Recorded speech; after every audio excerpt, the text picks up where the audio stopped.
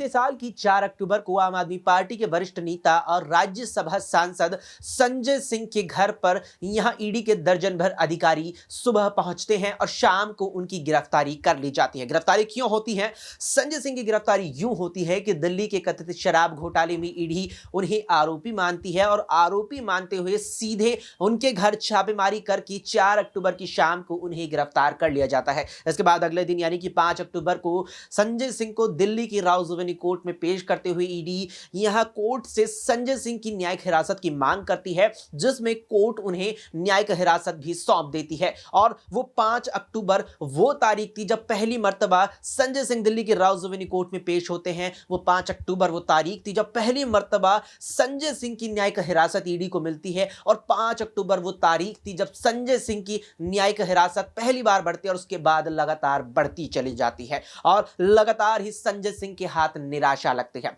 लेकिन इस बीच एक और तारीख आती है जो कहीं ना कहीं संजय सिंह और आम आदमी पार्टी के तमाम नेताओं, आम आदमी पार्टी के तमाम कार्यकर्ताओं को राहत देने वाली होती है। दरअसल शनिवार 6 जनवरी को यहां कोर्ट संजय सिंह को मोहलत देती है कि जिस तरह से 27 जनवरी को उनका राज्यसभा सांसद का कार्यकाल खत्म हो रहा है, तो राज्यसभा सांसद के चुनाव के लिए वे उम्मीदवार के तौर पर अपना नामांकन दाखिल करें और दाखिल करने के लिए वे यहां पर संबंधित एक दस्तावेजों के साथ अपने संबंधित यहां पर अधिकारी के समक्ष पेश हो, उसकी कोर्ट संजय सिंह को अनुमति देती है और फिर जाकर के सोमवार 8 जनवरी को संजय सिंह पेश होते हैं और अपना नामांकन भी दाखिल कर देते हैं। लेकिन जिस तरह से संजय सिंह यहां पर नामांकन दाखिल करने पहुंचते हैं, यहां पर संजय सिंह को एक बार फिर से जेल में बंद होने के बावजूद अरविंद केजरीवाल, आम आदमी पार्टी राज्यसभा सांसद के लिए एक बार फिर से आगे करती है। इससे क्या कुछ फायदा यहां आम आदमी पार्टी को होगा? क्या संजय सिंह का इससे फायदा होगा? इससे तमाम सवाल है, नहीं तमाम सवालों पर अब बात होने वाली है, क्योंकि बात जरूरी है। नमस्कार, मैं हूं अक्षय अग्रवाल और स्वागत है आप सभी का हमारी इस खास पेशकश में। हमारे साथ हमारे सहयोगी दौलत हैं।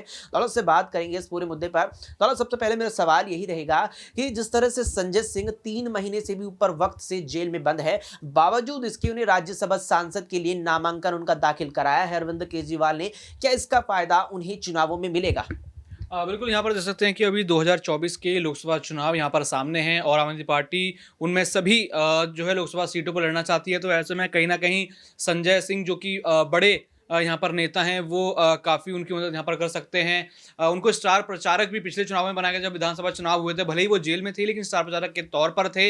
वहाँ पे वो कई चिट्ठियाँ भी लिखकर भेजते थे, यहाँ पर जनता के नाम संदेश ऐसे कुछ वो भेजते थे। लेकिन हमने देखा कि वहाँ उन विधानसभा चुनावों में जो है उनकी जमानत पूरी तरीके से जब्त हो गई। लेकिन इस संजय सिंह के केस को आम आदमी पार्टी ने कुछ इस तरीके से बुनाया, लगातार वो कहने लगे कि बीजेपी की साजिश है, हमें रोकना चाहती है। कहीं ना कहीं अपने आप को सिंपथाइज करने के लिए लगातार यहाँ पर बीजेपी के ऊपर वो आरोप लगाते रहे और ऐसे में कहीं ना कहीं बीजेपी की छवि अब यहाँ पर जो है 24 से पहले वो खराब करना चाहते हैं, खासकर दिल्ली में। क्योंकि दिल्ली में जब जब यहाँ पर केजरीवाल चुनावों के लिए उतरे हैं, तो उन्होंने कांग्रेस और बीजेपी दोनों का ही सुपड़ा यहाँ पर साफ किया है। विधानसभा चुनाव हो लगातार 3 बार, चाहे एमसीडी चुनाव हो इस साल माफ कीजिएगा पिछले साल 2022 में, तो यहाँ पर हर जगह उन दोनों ही पार्टी का सुपड़ा इन्होंने साफ किया है और यही सोच के साथ कहीं ना कहीं वो इन 7 लोकसभा चुनाव पर उतरेंगे और यहाँ पर बीजेपी को बड़ा यहाँ पर झटका देते हुए नजर आएंगे, जिसमें संजय सिंह यहाँ पर स्टार प्रचारक के तौर पर भी बड़ी भूमिका निभा सकते हैं। बिल्कुल, यहाँ पर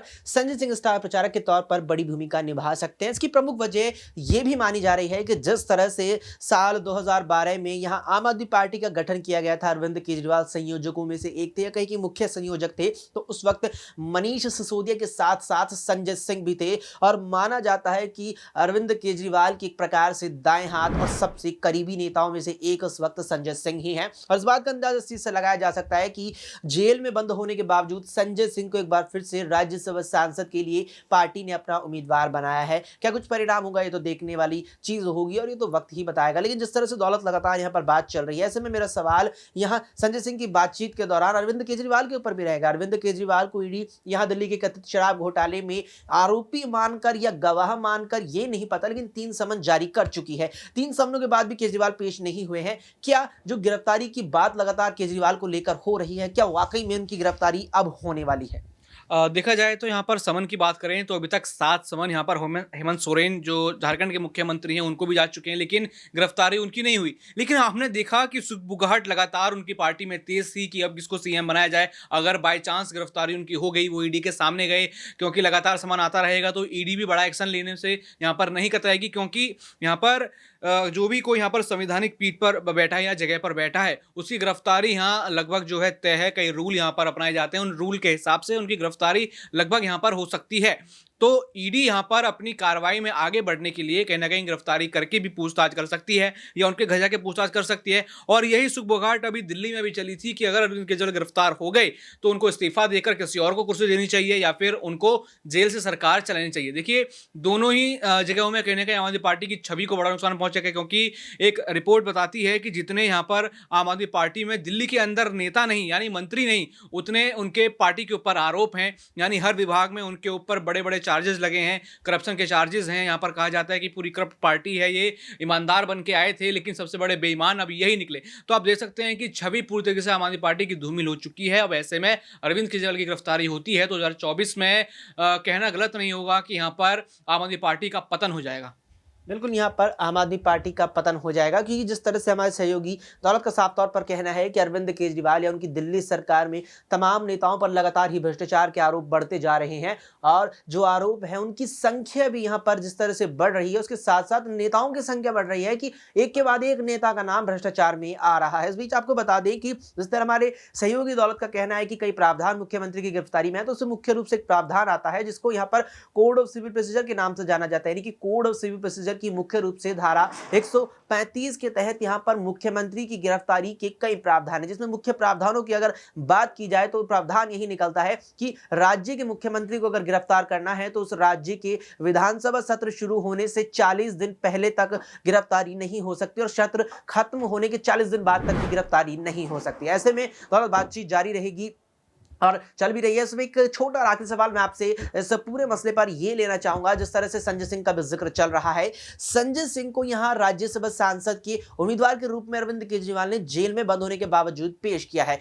क्या इससे संजय सिंह को लेकर के अरविंद केजरीवाल ने यह संदेश देने की कोशिश की है कि हम डरते नहीं, और क्या इससे वाकई में उन्हें फायदा मिलेगा?